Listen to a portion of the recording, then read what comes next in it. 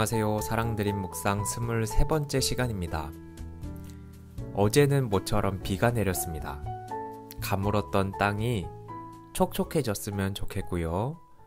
우리의 마음도 새롭게 되었으면 좋겠습니다. 오늘의 사연을 읽어드리겠습니다. 제목, 내가 사랑하는 것들. 5월의 화려함이 끝난 자리에 6월의 지푸름이 찾아왔습니다. 창포꽃 핀 자리에 하얀 수련이 모습을 보이고 분홍빛 달맞이 꽃이 부끄러운 듯 얼굴을 내밀고 있습니다. 이곳 교정에서 보낸 지가 벌써 30여 년의 시간이 흘렀습니다. 강산이 3번 바뀐 시간들입니다. 아이들에게 항상 이야기하곤 합니다. 여러분이 직업을 선택하는 기준은 내가 잘하는 것과 좋아하는 것을 하는 것, 꿈과 끼를 펼칠 수 있는 일을 하는 것이라고. 내가 가르쳤던 첫 제자가 50이 넘었고 그 제자의 아이들을 다시 학교에서 만날 때도 있습니다. 그때마다 스스로에게 묻곤 합니다. 나는 아직도 아이들을 사랑하는가? 방학 후 아이들을 만날 때 찾아오던 설레임이 있는가? 나를 교사로 불러주신 하나님의 은혜에 보답하고 있는가? 원하던 곳에 취업했다고 1시간 넘게 통화한 30대 중반의 제자와 아이들을 키우면서 힘들다고 전화오는 40대 제자들과 같이 늙어가는 50대 제자들, 그리고 대학 다니는 것이 힘들다고 고등학교 다닐 때가 좋았다고 학교에 오는 20대 제자들, 나는 그 모두를 품고 있는지, 그들을 아직도 예수 그리스도의 심장으로 사랑하는지 되묻곤 합니다. 정년을 4년 남겨둔 요즘 지금까지 교사의 길을 가게 해주신 하나님께 감사드립니다. 혹자는 교사가 힘들다고 하지만 저는 아직도 교사가 좋습니다. 그리고 아직 제게 아이들을 사랑하는 마음이 남아있음에 감사드립니다. 예수님께서 우리에게 베풀어 주신 사랑에는 비교하기도 힘들지만 그럼에도 불구하고 아직 아이를 사랑하는 마음을 남겨주심에 감사드립니다. 며칠 전 아이가 이렇게 말했습니다. 선생님은 왜 그렇게 항상 웃으세요? 힘든 거 없어요? 그때 대답하지 않은 이유를 적어 봅니다. 내가 웃을 수 있는 건 예수님의 사랑 덕분이라고. 그래서 힘들고 어려운 일이 있어도 웃을 수 있다고. 고등학교 2학년 때 온천제일교회에 와서 합창 연습을 하게 되어 예수님을 믿게 해주신 하나님의 섭리하심 때문이라고. 오직 나의 가는 길을 아시고 인도해 주시는 하나님께서 정금과 같이 사용하셔서 내 안의 한계를 넘어 일하게 해주심 덕분이라고. 신청곡은 마커스의 내 안의 한계를 넘어입니다.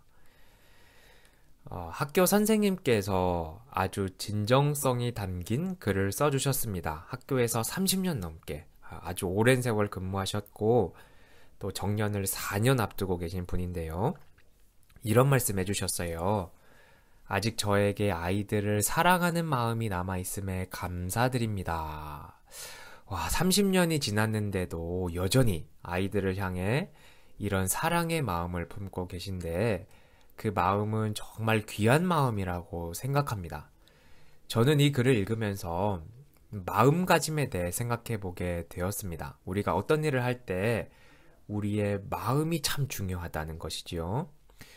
교사를 할 때 아이들을 사랑하는 마음을 품고 또 아이들이 꿈과 끼를 펼칠 수 있도록 도와주어야겠다 하는 그 마음을 품고 하는 것과 그냥 주어진 일이기 때문에 하는 것은 큰 차이가 있겠죠. 무슨 일을 하든지 우리의 마음가짐이 정말 중요하다. 그런 생각을 하고요. 그리고 하나님 앞에서 이런 진실된 마음을 품을 때 주님께서 우리의 그 모습을 정말 기쁘게 보시지 않겠는가? 그런 생각을 하게 되었습니다. 사연자분을 포함해서 이 방송을 듣고 계신 모든 분들께서 이러한 마음을 품고 또 주님께 인정받는 자들이 다 될 수 있기를 바라겠습니다. 신청해 주신 찬양 마커스의 내 안의 한계를 넘어 듣고 오겠습니다.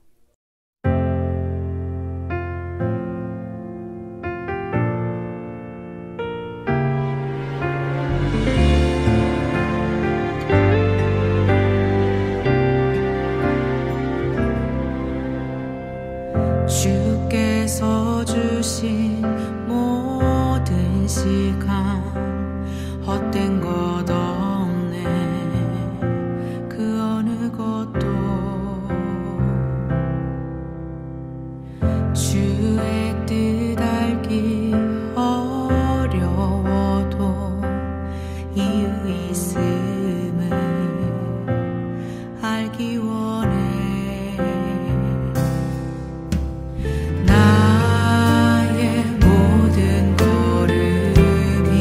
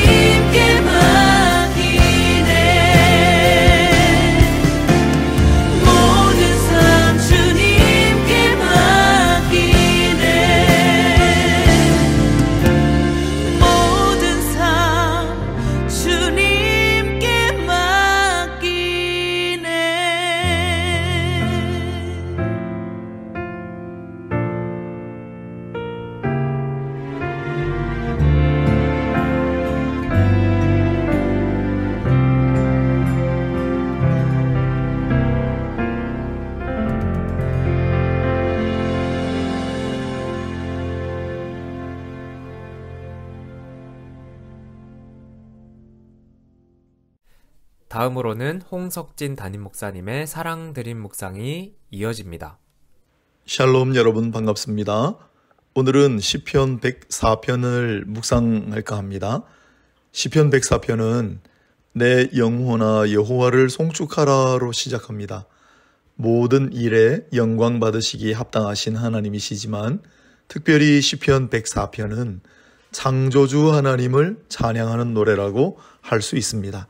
이어지는 구절입니다.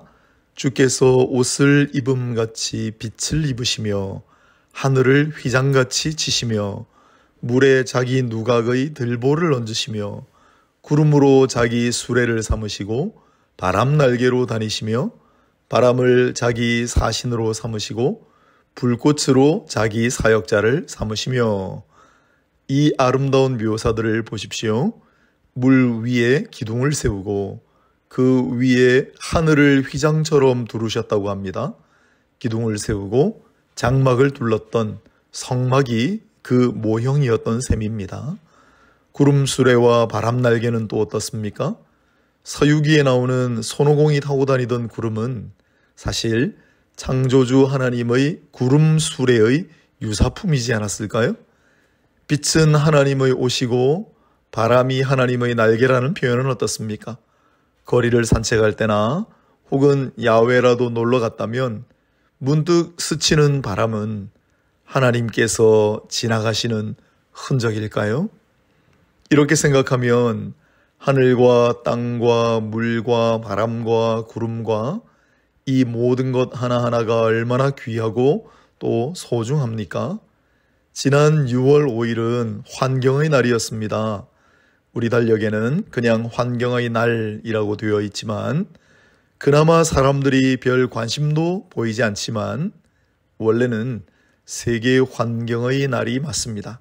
1972년 스웨덴 스톡홀름에서 열린 UN 인간 환경회의에서 세계 인류가 다 같이 환경을 소중히 여기고 보호하자는 취지로 결의하고 선포했던 날이었습니다. 하지만 다른 어떤 이들보다도 더 환경을 사랑하고 신경을 써야 하는 사람들이 있습니다. 바로 그리스도인들입니다. 왜냐하면 우리가 믿는 하나님이 창조주이시고 우리는 창조주를 찬양하도록 지음받은 가장 상징적인 피조물이기 때문에 그렇습니다.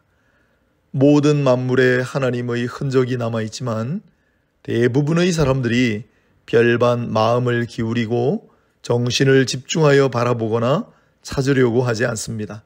그런데 오늘 시편과 같은 하나님의 말씀들은 계속해서 잊지 않고 만물에 새겨놓은 하나님의 자취를 찾아보라고 권면합니다.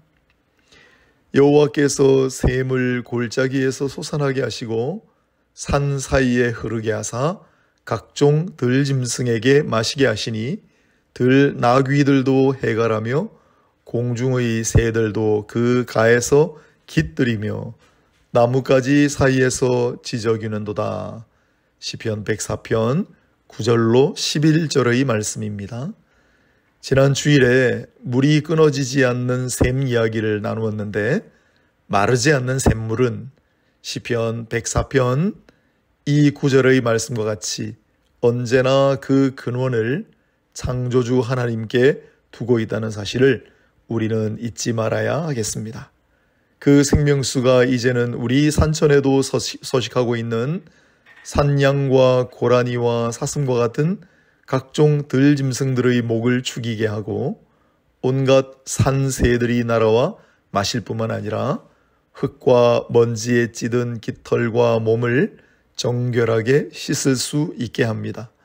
인간 역시 그 생명수로 말미암아 살아가는 면에서 이들과 차이가 없습니다. 이러한 생각들이 신자들의 심령에서 그리고 신자들의 공동체 가운데서 조금씩 자라가고 있는 줄 믿기를 원합니다. 우리는 이를 환경신앙이라고 부를 수 있을 겁니다. 환경신앙은 창조주를 경외하니 그가 만드신 창조 세계를 아끼고 사랑하는 신앙이라고 정의할 수 있습니다. 언제나 이런 생각과 믿음 가운데 살아가야 하지만 이번 주 환경 주간을 맞아 다시 한번 더 깊이 묵상하고 집중할 수 있는 우리 모두가 될 수 있기를 바랍니다. 아멘.